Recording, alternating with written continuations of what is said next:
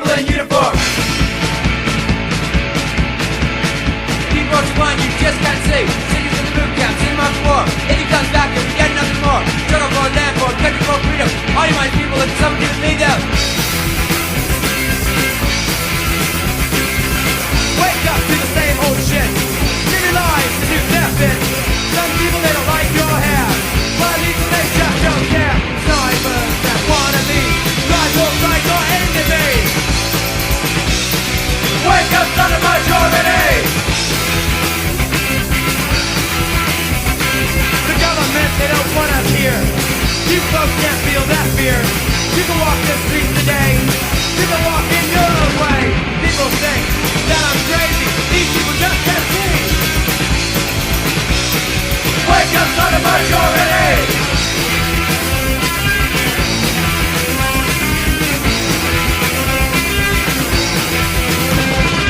Live your life, day by day, doing everything that they say.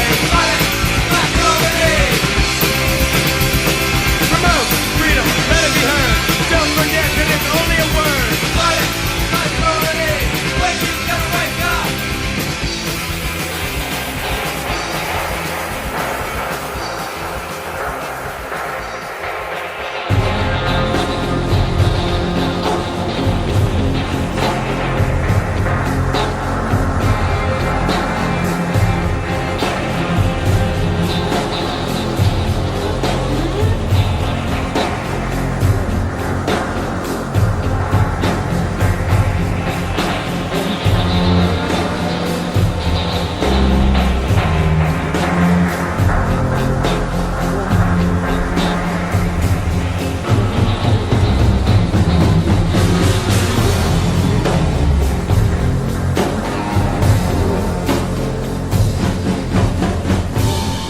Hello everyone, thank you for tuning in to another episode of the Discourse Collective, the People's Platform. I'm your beloved theory host, Celery, and today I'm joined by Marcus. Hey, what's up guys? Rip Marcus J on Twitter. And today we have Hunter joining us again. Hey, I'm Cop Cemetery on Twitter. Which, again, I say this every time, such a great at. Hunter is like our Dark Lord of the Sith theory master, and he's finally now in the light because he got a microphone. Yeah, now you got a new mic, which sounds great. So, say your ad again, just so everyone can appreciate the new mic. Cop Cemetery. Thank you to all of our patrons, by the way, for the new equipment. We love you all. But today's episode is a little different than our usual theory episodes. We're actually bringing you this episode by popular demand, truly living up to our sub-name as the People's Platform, I hope. We've got a lot of requests from listeners to define and discuss various basic terms that are in common use among leftists. And in today's episode, we're going to be defining many of those terms. But we're also going to be conducting a review of many of the important Marxist concepts that we've discussed on the show so far. As we begin the episode, I was just like, if you don't know, like, Celery basically has a master's program brewing for like theory. Like, we have a program all the way out to like the middle of next year. So this is like your first midterm. Yeah, this is the first midterm review. This isn't season 1. This is the summer semester of theory. Yeah. So as we begin this episode, we remember the words that Marx once wrote in a letter to Engels. You can't compress a course of political economy into 1 hour, but we shall have to do our best. It's in that spirit that we bring you these episodes. Without further ado, Hunter, lead us into it. All right, so starting off with commodities. The word commodity has a very specific definition in Marxism, but it's a little murky to understand. So I'll give an explain like I'm 5 definition first, and then the correct definition, so to speak. So, in a basic sense, you can understand commodities as items which are produced for the explicit purpose of being exchanged for other commodities on the market. If you knit a sweater for yourself, the sweater is not a commodity. If you knit a sweater for your cat, that sweater is not a commodity. If you knit one for a friend, that sweater is not a commodity. But if you knit a sweater to sell on Etsy, that sweater is a commodity. Now, forget that I said that commodities aren't items, because strictly speaking, that isn't quite correct. Commodities are properly understood as the social relationships of objects between human beings. They are, you might say, things as social values. So it's not wrong to say that the sweater you've sold is a commodity, or even to say that a sweater you've bought is a commodity. But you must understand that when you're describing something as a commodity, you're describing it as a social object and not as a physical or material object. Understanding things and concepts as social relations is a huge component of Marxism, and unfortunately it can be one of the most difficult to wrap our heads around. We can honestly blame the capitalist superstructure for this, as we're conditioned by capitalism to understand objects as purely material. Their social nature, the social interaction between fellow human beings, i.e., really a core component of what it means to be human, is obfuscated by the nature of capitalism. Just another one of the many ways in which capitalism robs us of our humanity. That being said, so first we have commodities, and now we have value, laying the groundwork here. Marx distinguishes between two types of value. We have use values and exchange values. Use values are explicitly concerned with the physical properties of a commodity. Use value answers the question, what human needs or desires does the commodity fulfill? Exchange values, on the other hand, this is what Marx is primarily concerned with, is exchange values. And exchange values refers to a property of a commodity in the sphere of the marketplace. Any two commodities can be exchanged on the market because their exchange values can be compared to some third item, called the universal equivalent. Money is the commodity that almost always takes the form of the universal equivalent. In reality, the function of money is to hide the true universal equivalent, which is labor. As exchange values, all commodities are merely definite quantities of congealed labor time. Generally speaking, when leftists use the word value, it's safe to assume that they're referring to exchange value. To tie this into commodities, recall how we said that, properly speaking, commodities are not objects in themselves, but objects as social relations. In a similar way, it's not quite correct to say that commodities have exchange values. Rather, commodities are exchange values. When you exchange things on the market, you're engaging in a social relationship with another person. The social act you're engaging in is the act of exchange. The social act of exchange is mediated by the social character of the commodity being exchanged. That makes sense to everyone? Yes. Yeah, I think that makes sense. I think yeah, a lot of leftism and Marx in general is bringing things back to the social nature of productive labor and the social nature of commodity exchange. And it's important to stop letting capitalism divorce those relationships from your understanding of them. Speaking of the social nature of productive labor. Yeah, so our next term that we want to talk about is the labor theory of value. And we did have a whole podcast about this particular topic. But all exchange value is derived from labor. This is basically the granddaddy of Marx. Remember that exchange value is a property unique to commodities, and that commodities are objects produced for exchange on the market. The exchange value of the commodity is born out of the labor embedded into the commodity during the production process. It may take a particularly skillful worker 4 hours to make some commodity, while it takes a less skilled worker 8 hours to make the same commodity. This is irrelevant when considering exchange values. Exchange values are determined by the average socially necessary labor time required to produce a given commodity. Marx never provided a concrete definition for socially necessary labor time, because the labor time that is socially necessary to produce any given commodity is affected by countless environmental variables, and therefore varies from country to country and time period to time period. But generally speaking, the labor theory of value is Marx's theory that the value to commodities is produced by the labor that's imbued in them. All right, so our next term is surplus value. Value is created when labor acts upon raw materials in order to fashion them into commodities.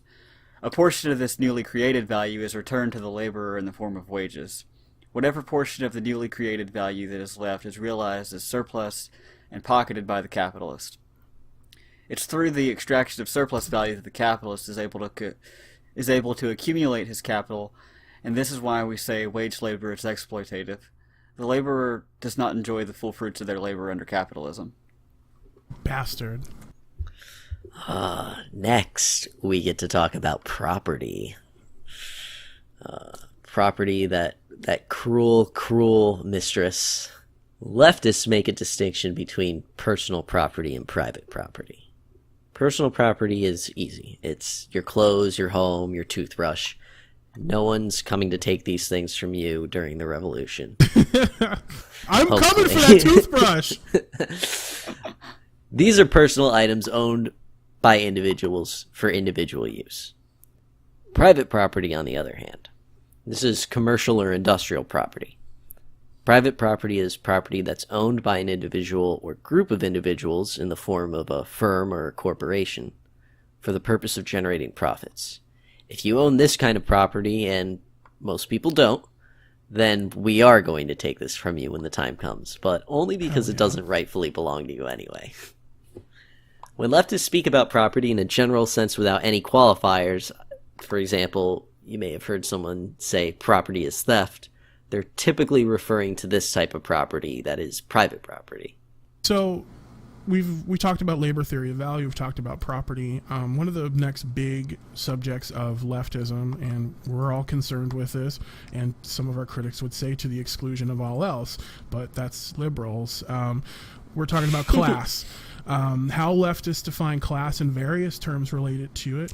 All forms of hierarchy are class systems. Nicely done. In much of the West today, we tend to think of there being an upper class, a middle class, a lower class.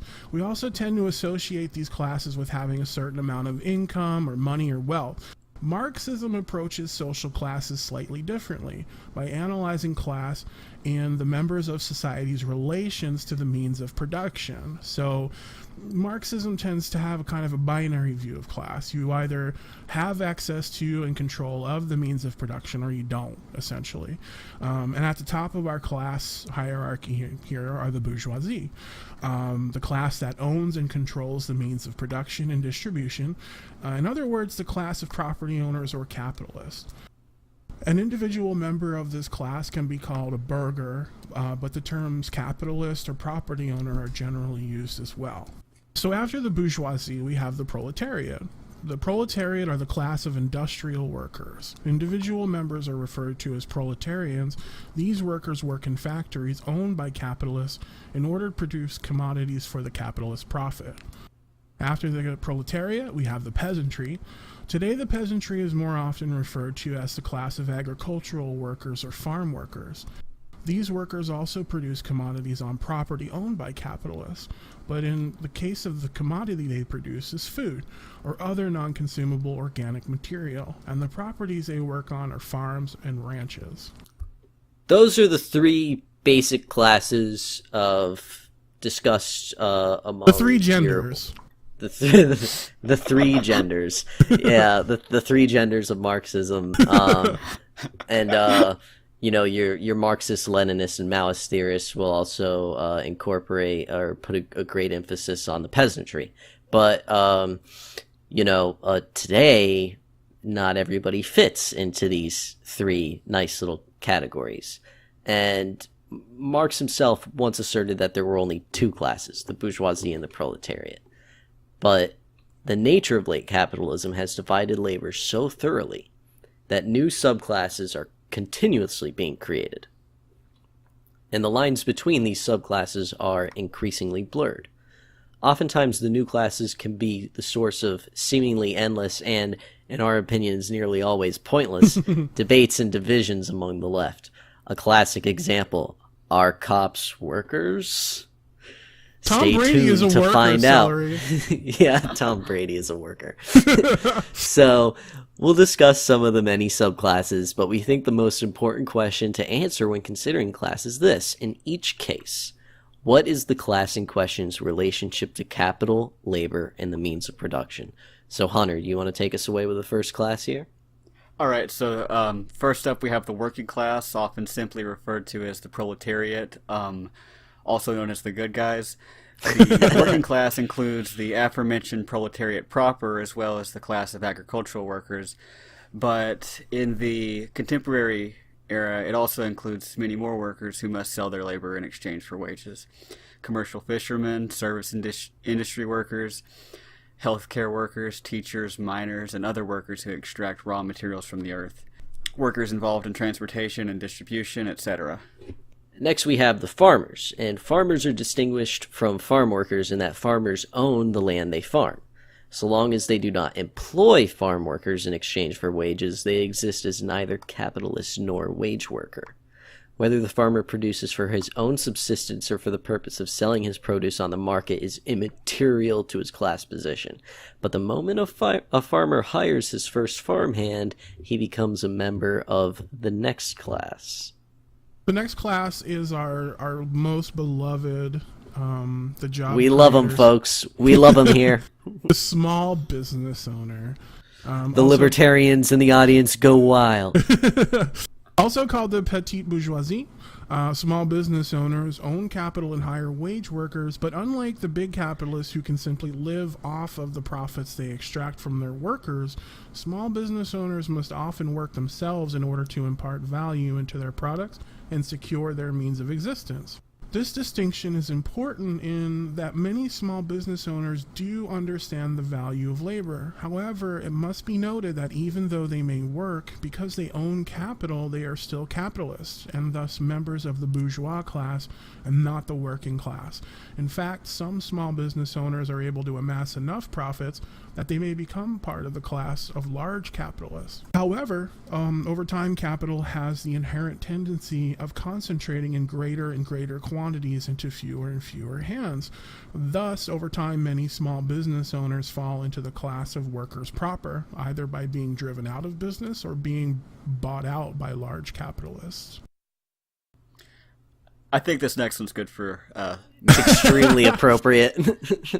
All right, so the next class we have is the police. I love to sting.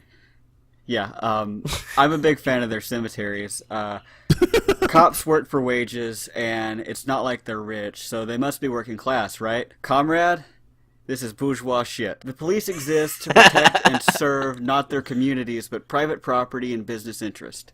In a post-capitalist world, we would still need industrial workers, farm workers, service workers, healthcare workers, miners, teachers, etc. But there'd be no need for police as we know them today because there'd be no private property. Some leftists argue that some kind of police force would be necessary in a post-capitalist world to actually protect their communities against acts of violence committed against individual persons. But it must be understood that any such post-capitalist police force would differ in character entirely from its capitalist predecessor. State police under capitalism serve the needs of the state and the bourgeoisie directly. And because this function would be entirely superfluous without the state or the bourgeoisie, they cannot be considered workers. Individual cops may achieve class consciousness, and part of this process would involve turning in their badge, but don't bet on it. Definitely don't bet on it. Do you guys remember Woke Cop from Occupy Wall Street? Oh God, or breakdancing. Oh Jesus, breakdancing cop, or any of the other PR tactics. No, the Occupy Wall Street guy was actually good. He was. Oh yeah, he was a Philly guy. He was like a former police He was a Philly sergeant. guy, former cop. Yeah, that guy was badass. He was cool. So it does happen. The only good cop. Well, let's not forget Sid Hatfield. Yes. Inspector Gadget.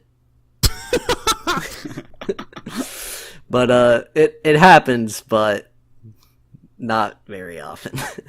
So the next class is the middle class folks. Just hardworking, another class that we love. We love the middle class. This is the class of politicians, state bureaucrats, academics, working professionals, the managerial class. Members of this class, along with the small business owners, farmers, and police, are often referred to as the middle class in the United States and in the rest of the West. The notion of a third class existing between the capitalists and workers is more bourgeois shit, comrade.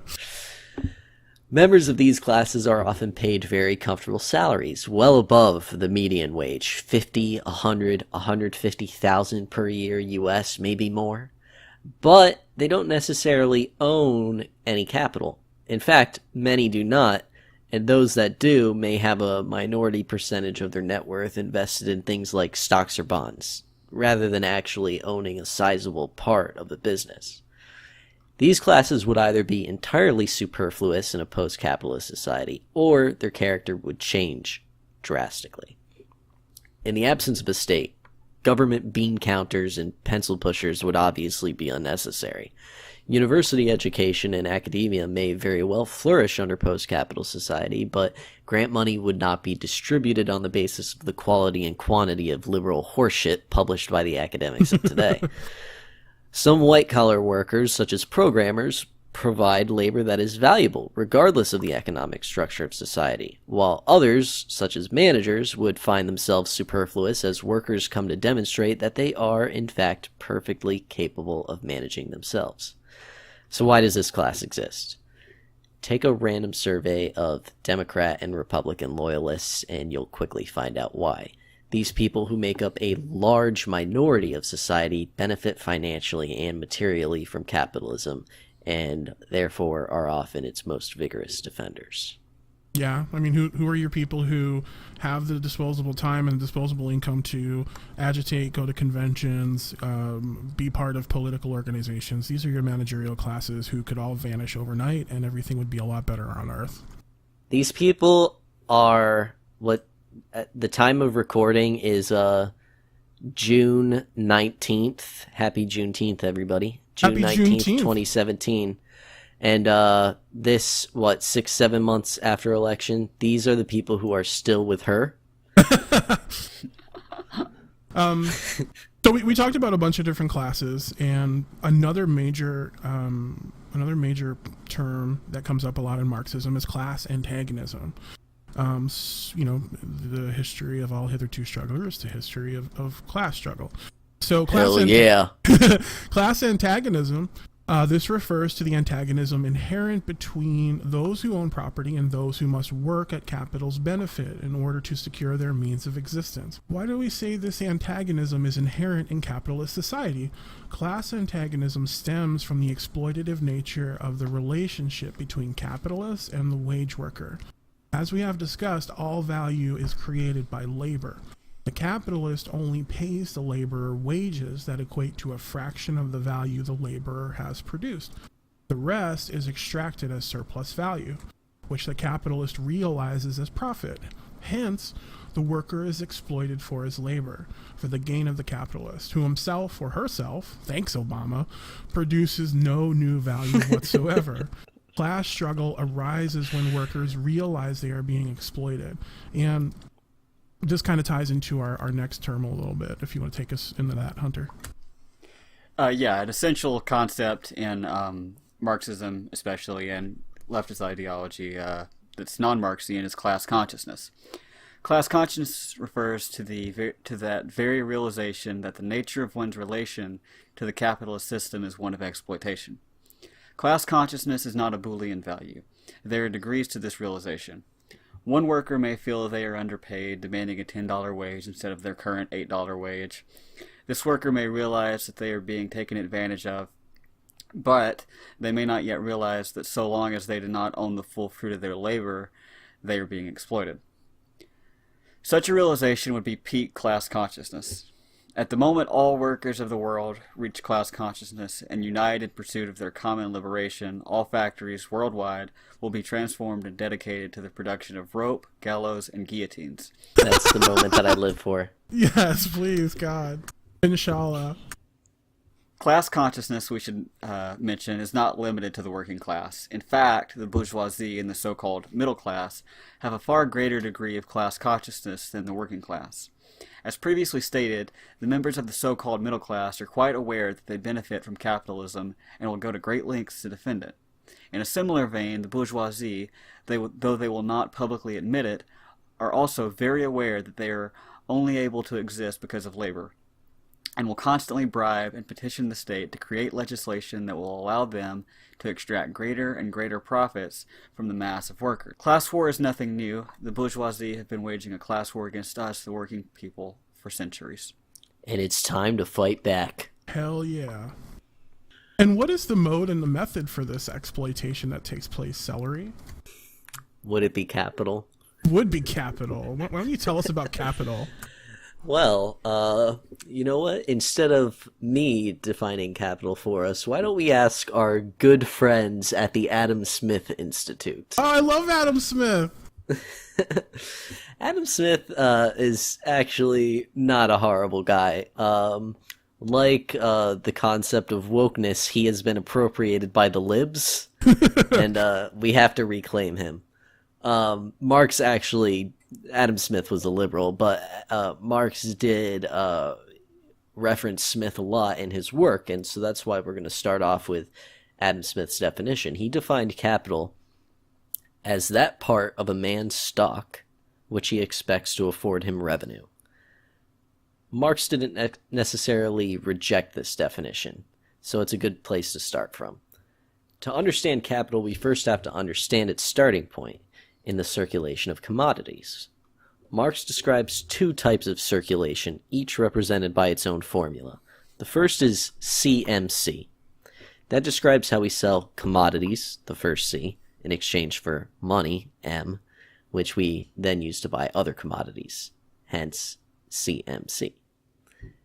MCM describes how we use money to buy commodities, which we then turn around and sell in exchange for hopefully more money. This is referred to as the general formula for capital.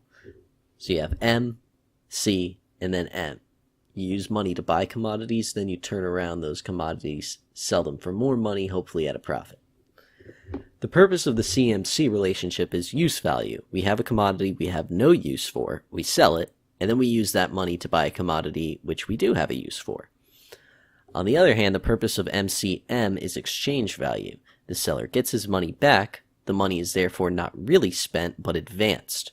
What really occurs in MCM is actually, Marx represents this as MCM prime, where M prime is the original M plus surplus value.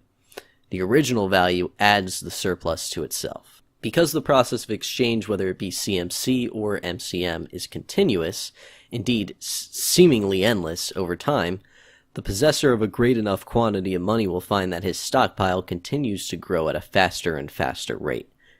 This is referred to as the accumulation of capital. In Marxist economics, there are two main types of capital. There's real capital, which is further subdivided into constant capital and variable capital, and fictitious capital. Real capital refers to capital which is actually invested into means of production and workers, as well as actual cash funds on hand. These three types of real capital are referred to as constant capital, variable capital, and money capital, respectively. Constant capital refers to the money invested in fixed assets, such as plants, factories, machinery, etc., raw materials, operating costs, and incidental expenses in a private venture. These inputs are called constant because once they've been purchased, withdrawn from the market, and acquired by the capitalist, they add no new value to the commodities being produced. Rather, their value is conserved and transferred by living labor into new commodities. Variable capital refers to the human input. That's hiring of labor power to perform labor. This form of labor is called variable because its value arises within the production process.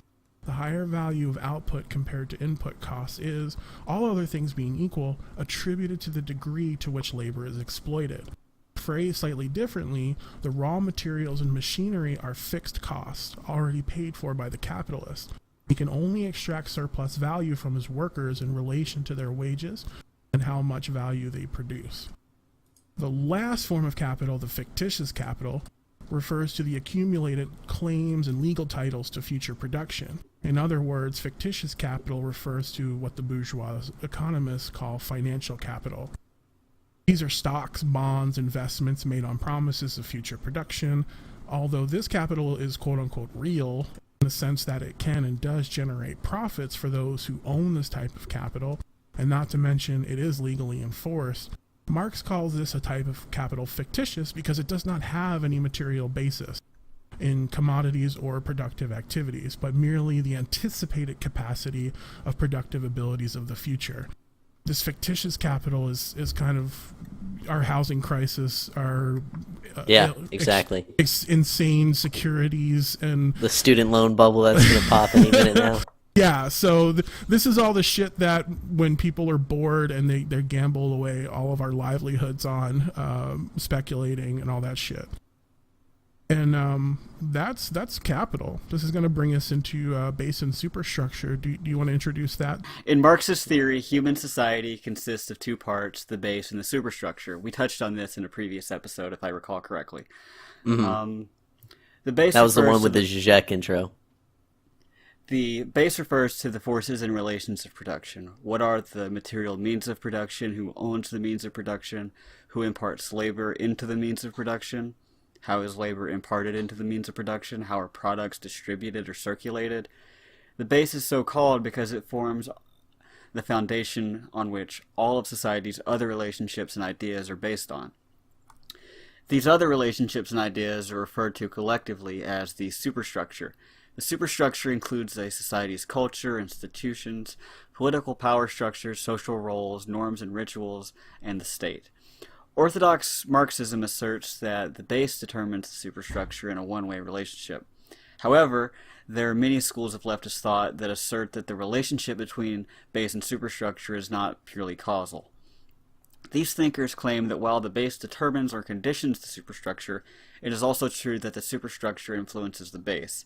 The effect that the base has over the superstructure, however, is predominant. It's basically, at the end of the day, your means of production, regardless of how much of a purist you are, at the end of the day, the means of production are going to affect everything else in society, the way that society is structured, the way that we interact with each other, your gender norms, your various social roles and what have you. Yeah, once you start peeling back some of the nature of these capitalist superstructure, because we had actually had an interesting discussion about this in the group chat regarding specifically gender roles, like the male-female binary, and how it was one of the first divisions of labor and the first dynamics of exploitation. And from there spirals out all the other forms that we see. So once you start getting into that, it's really endless how much it actually affects human culture and human society. So next we're going to go over the distinction between economic and political systems and their relationship to each other. So economic systems are based around the means of production and distribution, and therefore economic systems are rooted almost entirely in the base. Political systems, on the other hand, which include not only the formal structures of the state, but also various ways of governing, political participation, civil rights, things of that nature, political systems are, by contrast, rooted firmly in the superstructure. The often more visible political system of a society are always determined by the less visible economic system of that society. For every economic system, there is a corresponding political system. So we're going to discuss some of the broader types of economic systems and their corresponding political systems next. Marcus, you want to kick us off with the first pair? Yeah, the first pair, capitalism. And capitalism, if you don't know, is a fuck. But capitalism is an economic system. Under capitalism, the means of production and distribution are privately owned by capitalists, either individually or collectively as a firm or corporation. Capitalists hire workers to perform labor on their means of production in order to produce commodities or exchange values, which the capitalist can then sell on the market in order to realize a profit from the surplus labor extracted from his workers. Under capitalism, the means of distribution, maritime shipping, rail, freight, air, as well as telecommunications are also owned privately by capitalists and used to generate profits. Or in a lot of cases, there's a very fucked up hybrid relationship with government subsidies for a lot of transport and shipping that they just glom additional revenue from by not having to maintain those lines. And what is the basis for this fucked up relationship? So liberalism, is the corresponding political system to the economic system of capitalism. Liberalism is based on the idea that individuals are entitled to certain natural rights, liberties, that no state can infringe upon. I'll repeat this because it's important. Individuals are born with inherent rights, rights that are specifically defined in relation to the state. From this, we learn two important things about liberals. They believe in the primacy of the individual member of society over all members of society as a collective whole, and they also assume the existence of a state. If liberals are so big on liberty, why does liberalism assume the existence of a state? That's a good question. Marxists often talk about the bourgeois or liberal state. These terms are used interchangeably. Let's find out why. All liberal states, whether they are republics, parliamentary democracies, or some other form of state based on the principles of liberalism, share a few common characteristics. First of all the natural rights that liberals profess, the right to own private property is the most sacred. Now, what human being would honestly voluntarily work in order to enrich another? Sorry, what was that word? What human being would what? Voluntarily work. Voluntarily? Of no coercion or outside. Who likes to use this word? What? How many of y'all like wage labor? One of my favorite, I'm just going to take this out as a side, one of my favorite Twitter exchanges ever was some type of libertarian, as we understand it in America, a right libertarian was like, well, what if I want to work for a wage? And some Marxist guy was like, I don't know, I'll laugh at you. Keck. What a class cuck. But yeah, so what human being would honestly voluntarily work in order to enrich another man while impoverishing themselves? So a certain amount of implied force or threat of violence, coercion, whatever you want to call it, is necessary to keep poor men working for rich men. But how do you legitimize this threat of violence? By making it into a societal institution that everyone is beholden to. And how do you justify the existence of such an institution? By granting everyone, regardless of whether they own property or work for property, the same rights and equal protections from this very institution we've created. The right. This is the social contract. Yeah, the right to die if you don't work, basically. The entirety of the liberal state, the portions of which write the law, enforce the law, and interpret the law, are completely subservient to the interests of private property and capital. This is why Marxists often call the liberal state the bourgeois state. So next, Hunter is going to take us off with the next few terms, and Hunter's going to define for us socialism, anarchism, and communism. We want our listeners to understand that these are what we feel to be the broadest, most succinct definitions of these terms without being inaccurate. My prefixes! Yeah, so don't unleash your anger into our DMs, please. It's important to keep in mind that there are as many subtypes of each of these systems as there are shit posters online. That being said, Hunter, take us away. Socialism is an economic system characterized by social rather than private ownership and controls of the means of production and distribution. While there are debates over who exactly should own and control the means of production, for example, do they belong strictly to the workers or to society as a whole, socialism stands in direct opposition to any and all forms of private ownership, capital accumulation, and wage labor. Anarchism is the corresponding political system to the economic system of socialism. In the narrowest sense, anarchism is simply the absence of an institutionalized state. In the broadest sense, their teeth right now. Anarchism opposes all forms of authority or hierarchical organizations and relationships, and advocates for the abolition of all forms of hierarchies up to and including the ruler and subject relationship, the worker-manager relationship, gender roles, racial hierarchies, etc. Communism, according to Marx and Engels, is the synthesis of socialism and anarchism. Communist society is based on the common ownership of the means of production and distribution, as well as the absence of the state, money, and all class systems, be they economic class systems, gendered class systems, racial class systems, etc. If one subscribes to a literal reading of Marx, then, strictly speaking, you cannot have socialism without anarchism, nor can you have anarchism without socialism. Therefore, socialism and anarchism are two sides of the same communist coin. That sounds like some pretty good shit. Hell yeah, I'm down for that. How do we get this yeah. going? Hunter, Marcus, you guys have seen those political chart memes online, right? Those are my favorite. course. Okay, so I'm sure many of our listeners are familiar with those.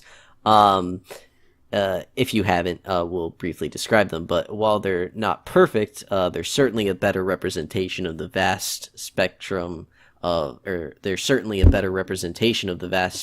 political philosophies than the archaic and crude left-right dichotomy that liberals love so much.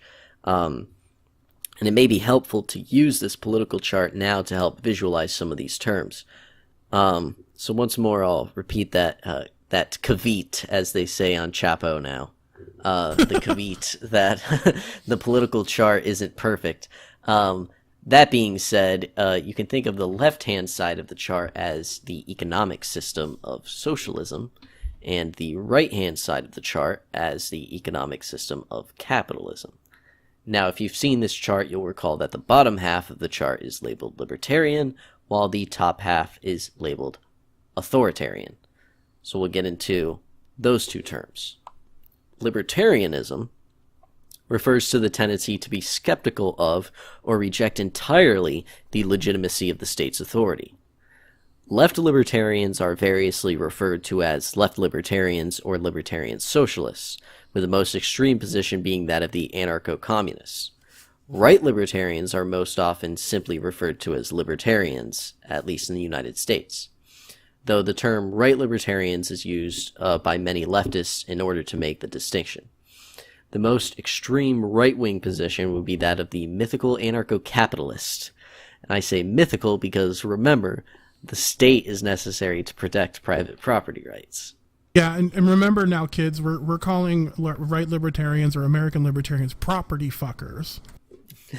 Yeah, that's a good term, but I have to bring up that Bookchin and his little clique actually refer to them as propertarians, and I love that. Yeah, that's a good one too. Just completely unironically and unceremoniously referred to them as propertarians and nothing else.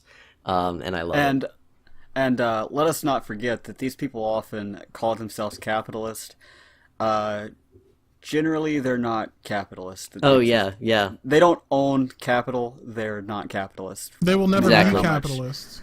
And that's an important distinction, because, yeah, a capitalist is somebody who owns capital. They're like a vampire's familiar. Yeah, if you support capitalism, then you're a liberal. But yeah, a lot of these people, as Hunter said, will call themselves capitalists, when in fact they live in their mom's basement and maybe unemployed. Wow, shots fired from Celery. Anyway, it's okay. I live in my dad's attic, so. Why don't you tell us about Daddy Stalin next, Celery? So, the other side of the coin from libertarianism is authoritarianism, and that refers to the tendency to trust in the formal institutions of the state and to promote a strong, centralized concentration of socially legitimized power. Left authoritarians include Marxist-Leninists, Trotskyists, and Maoists, while right authoritarians include neoliberals and fascists. Did I just put neoliberals and fascists in the same group? Oh no. Is this the real horseshoe theory?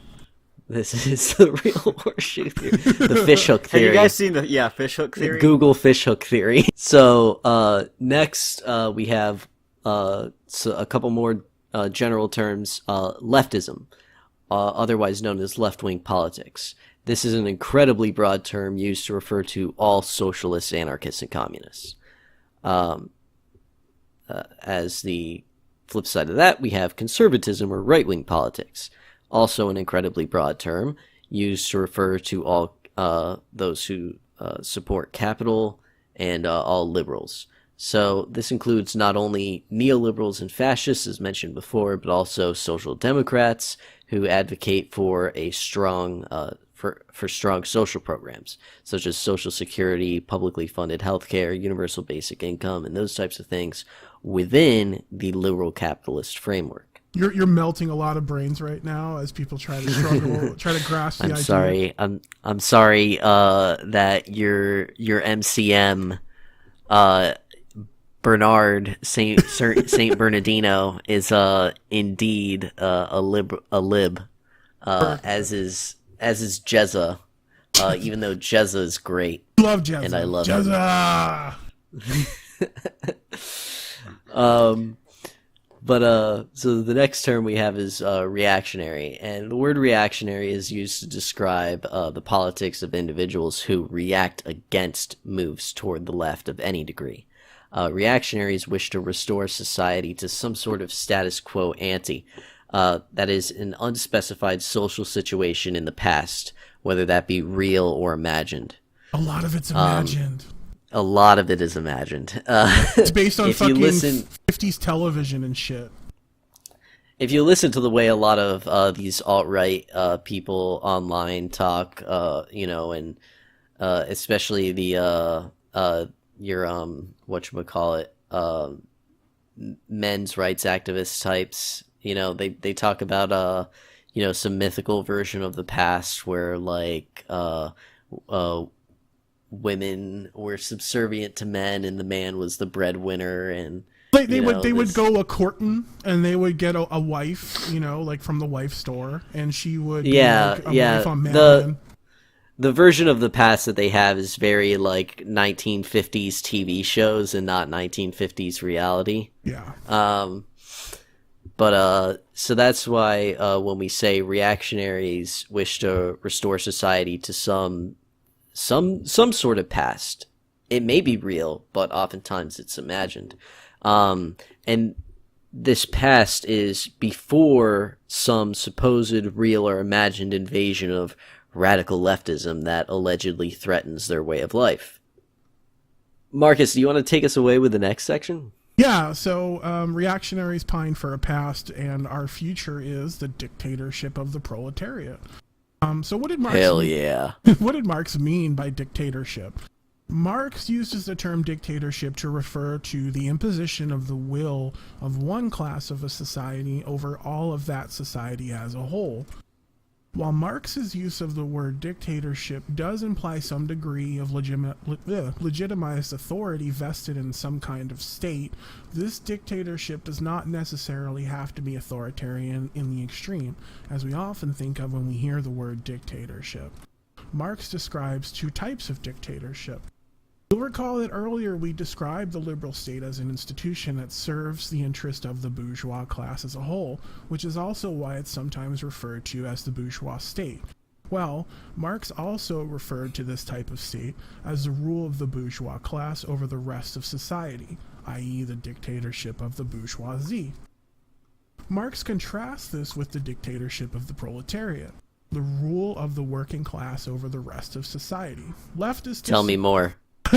Leftists disagree over the role that the future dictatorship of the proletariat is to play, if any, over the course of the revolution or communist society. Some argue that this is a transitional phase, while others argue that it is the ultimate goal. Still others argue that class rule of any kind should be avoided entirely. Those are your big A anarchists. So that's the dictatorship of the proletariat. Yeah, that about sums it up. Are there any other terms that either of you think that we need to bring up? I think this was extremely thorough and awesome, Comrade Celery. Thank you for bringing this to us. Yeah, I think this is pretty much complete. I appreciate it, and you're quite welcome. I appreciate you guys joining me for this episode as always. So to wrap this up, couple announcements. First of all, on the next episode of Theory, we're going to be discussing Marx's critique of the Gotha program. As always, this text is available for free on Marxist.org if any of our listeners want to read along before the next episode. Second of all, some very exciting news. Some of our listeners may recall a guest we had on a past theory episode, Vicky, who goes by @DeathPigeon on Twitter. Yay, Vicky! That's all I'm gonna say. Yeah, Vicky. Vicky's our resident egoist, anarchist, post-leftist, and which makes it super appropriate that they are helping me out working on our next Premium Theory mini-series, where we read and discuss Wolfie Landstreicher's new translation of Max Stirner's magnum opus, The Unique and Its Property.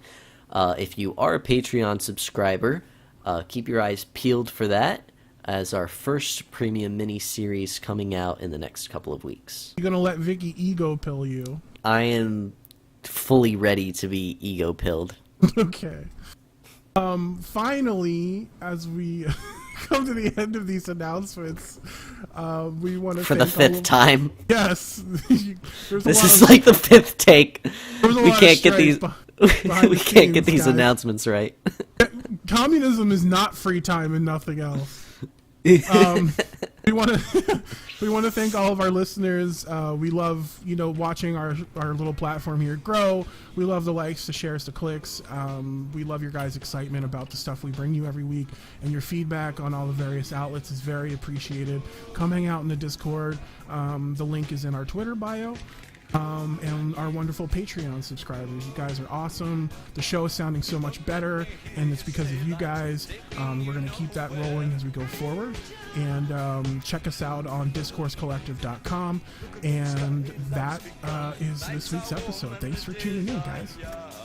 Hell yeah. Peace out. Peace.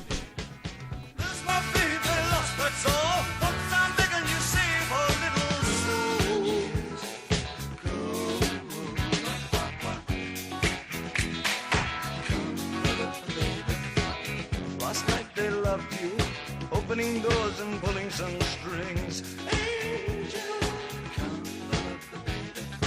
in walk luck and you look